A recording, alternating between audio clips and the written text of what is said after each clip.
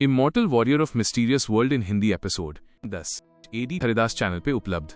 धर्म खुराना कहता है, मैंने तो तुम्हें पता बता दिया है, फिर तुम मुझसे दोबारा क्यों पूछ रहे हो। ये सुनकर देव अपने मन में सोचता है, क्या मैं तो पिताजी से मिला तक नहीं हूं। देव अपने मन के विचारों को दूर करते हुए सीधे अपने पिता से पूछता है, आखिर आपने मुझे कब उस जगह का नक्शा बता दिया। धर्म खुराना कहता है, जब मुझे वे राक्षस पकड़ने ही वाले थे, उससे कुछ देर पहले ही मैंने तुम्हारे फोन पर वो डॉक्यूमेंट शेयर कर दिया था। देव पीछे मुड़ता है और मानस देव खुराना से कहता है, मैं माफी चाहूंगा, लेकिन मेरा फोन अभी तक ठीक नहीं हुआ था। थोड़ी ही दूर पर एक मोबाइल शॉप है, वहां से अपना स्मार्टफोन ले आता हूं। मानस देव खुराना कहता है, ठीक है, तुम्हें यहां वापस आने की जरूरत नहीं है। तुम वहां जाओ और अपना फोन लेकर अपना लोकेशन भेज देना। मैं स्विफ्ट जेट से तुम तक तुरंत पहुंच जाऊंगा। देव उन्हें ठीक है कहकर वहां से फोन शॉप की ओर निकल जाता है। वो अस्पताल से निकलकर एक टैक्सी से जल्दी से उस ओर बढ़ता है। उस फोन शॉप पर पहुंचकर वो अपना फोन लेता है। अपने फोन के स्कैनर से पैसे भेजने के बाद वो दुकान से बाहर निकलता है और अपना लोकेशन सोम खुराना के मोबाइल पर सेंड कर देता है। कुछ ही देर में सड़क के बीचों बीच एक आदमी हवा में ऐसे चल रहा था जैसे कोई सीढ़ी पर चलता है और नीचे उतरता है। देव जब ये देखता है तो वो भी उस इंसान के पास जाता है और फिर वे दोनों ऊपर की ओर चलने लगते हैं और हवा के बीच में गायब हो जाते हैं। कुछ ही दूरी पर शॉप ओनर ने जब एक मोबाइल को रखकर पीछे की ओर मुड़ता है तो वो देखता है कि दो इंसान पहले हवा में ऊपर की ओर उठ रहे हैं और फिर गायब हो जाते हैं। ये देखकर उसके पैर काम करना बंद कर देते हैं। वो आंखें फाड़े हुए नीचे गिर जाता है। इधर वे इंसान जो राक्षसों में बदल सकते थे, उन्होंने उस गेट को खोलना चाहा और लगभग 10 लोगों के धक्का देने के बाद वो गेट खुल जाती है।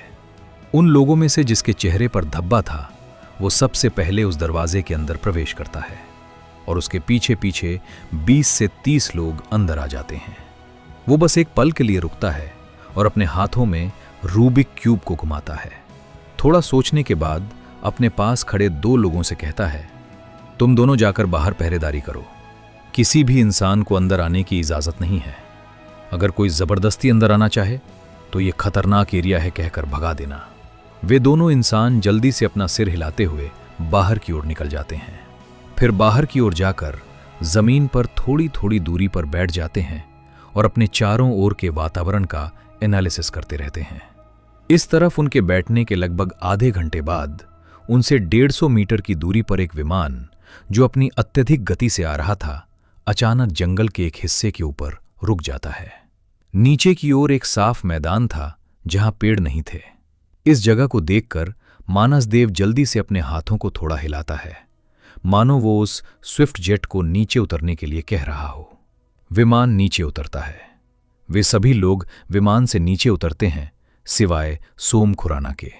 वो वहीं बैठा रहता है, किसी इमरजेंसी के लिए, या शायद वो उस जगह जाने के लायक नहीं था। देव, राकेश और मानस देव खुराना तीनों तुरंत विमान से बाहर निकलते हैं। तभी मानस देव खुराना को कुछ महसूस होता है। वो उत्तर की ओर देखकर कहता है, लगता है खंडर को खोला जा चुका है, क्योंकि उसने हवा में कुछ राक्षसी ऊर्जा महसूस की थी। देव मानस देव खुराना को उत्तर की ओर देखते हुए और ये बात कहते सुनते हुए अपनी निगाहें उस ओर घुमाता है और उस ओर बढ़ने लगता है। साथ में दोनों भी उसके साथ हो लेते हैं। इधर वे दोनों लोग जो उस जगह की पहरेदारी पर लगाए गए थे, नीचे बैठकर एक सर्कल बना रहे थे जिस पर कुछ पैटर्न बना रहे थे। पता नहीं क्यों, लेकिन कुछ देर इंतजार करने के बाद वे पास से जा रही एक गिलहरी को देखते हैं। वो गिलहरी अपने मुंह में एक मूंगफली लिए अपने परिवार के पास जा रही थी। उस गिलहरी का घोंसला उस पेड़ की टहनी के ऊपर एक बड़े छेद के अंदर था। उसके नए बच्चों ने आज पहली बार मूंगफली मांगी थी और वो अपने बच्चों के लिए आज उस सांप के इलाके में गई थी जो गिलहरियों को खा जाता है। पूरे दिन की असीमित दौड़ और परेशानी के बाद वो उस जगह से कुछ मूंगफली लाने में कामयाब हुई थी, लेकिन जैसे ही वो पेड़ के पास पहुंचती है, उसका शरीर अकड़ जाता है। एक काला धुंध उसके शरीर को जकड़ने लगता है। उसकी आंखें फैल जाती हैं और उसके रोंगटे खड़े हो जाते हैं। उसके पैरों के नीचे कुछ लाल सा गोल और त्रिभुज आकार का लाल रंग का प्रकाश निकल रहा था। तभी उसके ऊपर खून की बूंदें गिरती हैं और वो रोशनी समाप्त हो जाती है। जब मानस देव खुराना, राकेश खुराना और देव उस जगह पर पहुंचते हैं जहां मानस देव खुराना उन्हें लाया था, तो वे सामने की ओर दो इंसानों को बैठे देखते हैं। असल में वे उस खंडहर की रक्षा कर रहे थे। वही दो पहरेदार थे जिन्हें उस राक्षस नेता ने भेजा था। सबसे पहले तो उन्होंने एक सर्कल बनाया, उसके बाद पास की दो तितलियों को पकड़कर उस सर्कल पर रख दिया। धीरे धीरे सर्कल से लाल रोशनी निकलने लगी। उस सर्कल पर अजीब से ट्रायंगल और अलग अलग चिन्ह बने हुए थे। वे उन तितलियों को थोड़ी देर तक परेशान करते हैं। उसके बाद उन तितलियों की एकदम छोटी आंखें, अगर कोई गौर करे, लाल हो जाती हैं। वे उनकी गर्दनें दबाकर उन्हें अपने आसपास उड़ा देते हैं। उसके बाद वे अपने आगे उस सर्कल को देख रहे होते हैं जिसके द्वारा उन्होंने अभी दो तितलियों को अपने वश में किया था। वे देखते हैं कि एक गिलहरी उनकी ओर और उनके सामने वाले पेड़ की ओर बढ़ रही है। वे दोनों एक पत्थर से उस गिलहरी की ओर फेंककर उसकी दिशा बदल देते हैं और वो गिलहरी खतरे से अनजान उस सर्कल के पास आ जाती है। जैसे ही वो उस सर्कल में कदम रखती है, उसका शरीर जम जाता है। एक अनजाने खतरे से उसका रोम रोम खड़ा हो जाता है। नीचे की लाइनों से रंग निकलने लगते हैं, एक जीवित प्राणी को फिर से बनाने के लिए, जैसे वो खूनी लाल रंग उसे भी अपने अंदर समाकर अपने जैसा बना देना चाहता हो। वो गिलहरी इस दृश्य को देखकर और अपनी छठी इंद्री से आ रहे संकेत को महसूस करके अपनी मौत स्वीकार कर लेती है और अपने बच्चों को याद करने लगती है। जैसे ही उसकी उम्मीद टूटने वाली होती है, तभी उसके ऊपर खून की बौछार हो जाती है। ये उस इंसान का खून था जिसने सर्कल बनाया था। असल में जब मानस खुराना उसे ऐसा करते देखता है तो गुस्सा हो जाता है, क्योंकि ये परिवर्तन जीवन को शाकाहारी से मांसाहारी में बदलकर राक्षस जाति का गुलाम बना देता है। और मानस देव खुराना ऐसा होने नहीं देना चाहता था। उसने अपने एक हाथ की एक उंगली को ऊपर उठाया और उस इंसान की ओर दिखाकर हवा में एक सीधी लाइन खींची। उस उंगली के चलने के साथ ही, मानो जादू कर रहा हो, उस इंसान का सिर उसके धड़ से अलग होकर नीचे की ओर लुढ़क जाता है। वो इंसान जब गिलहरी को तड़पते हुए देख रहा था, अचानक उसे लगा कि ये पूरी दुनिया हिलने लगी है और गोल गोल घूमने लगी है। उसे दर्द होने से पहले ही ये सब हो चुका था। वो जब धरती पर गिर जाता है तो अपनी आंखों से उस गिलहरी के पैरों को देख रहा होता है। पता नहीं क्यों गिलहरी को ऐसा महसूस हुआ जैसे मधुमक्खियां महसूस करती हैं कि उनका छत्ता किसने तोड़ा।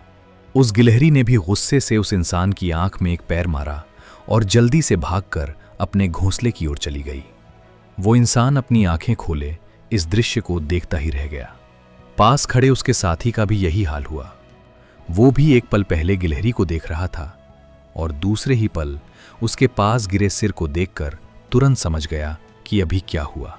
वो खड़ा होकर अपने आसपास देखने लगा, फिर जल्दी से गुफा के अंदर की ओर जाने की कोशिश करता है, अपने लोगों को बताने के लिए। लेकिन मानस खुराना यहां कहाँ रुकने वाला था। उसे याद आया, ये वही लोग हैं जो राक्षसों से सौदा करते हैं, क्योंकि इनके पूर्वज कभी राक्षस देश को छोड़कर धरती पर शांति की तलाश में आए थे। तब वे छोटे राक्षस थे जिन्हें राक्षस देश में परेशान किया जाता था। उनमें से कुछ धरती पर आने में कामयाब रहे थे। उन्होंने इंसानों से शादी की और यहां अपना परिवार बसाया। लेकिन ये तो ऐसा ही है कि पिता के विचार बच्चों से नहीं मिलते। दोनों राक्षसों से भी ज्यादा उनकी संतानों में आने वाले इंसान राक्षस बन गए। उन्होंने शक्ति के लिए राक्षसों की पूजा और बलि देना शुरू कर दिया था। क्योंकि वे राक्षसों के वंशज थे, उन्हें बलि और ब्लैक मैजिक से कोई खतरा नहीं होता था। इसलिए उन्होंने प्रकाश के बजाय अंधकार का रास्ता चुना और राक्षसों को समर्पित हो गए। और यही परिवार दुनिया के मानवद्रोही परिवार बन गए, जो इंसानों से नफरत करते थे। मानस खुराना सोचता है, उनके सिर में कोई नस दबी है क्या, जो वे इंसानों से बढ़कर राक्षसों को दयालु और शक्तिदाता मानते हैं। वो ये बात सोचकर कहता है, ये राक्षस मुझे कभी पसंद थे ही नहीं। इतना कहकर वो गुफा के अंदर भाग रहे उस इंसान की ओर अपनी उंगली करता है। मानस देव खुराना के सिर के ऊपर हवा एक जगह घूमने लगती है और कोई अदृश्य शक्ति उस हवा को एक तलवार का आकार दे रही होती है।